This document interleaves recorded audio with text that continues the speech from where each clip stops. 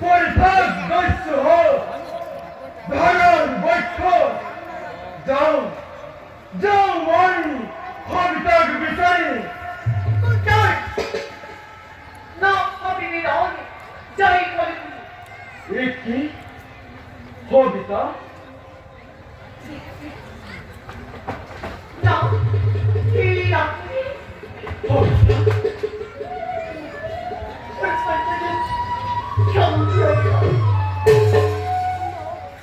হবিতা শ্রী হরি আশীর্বাদ দর্শগণক মই করিল নিপাত এতিয়া বলা যাও আমি নিজে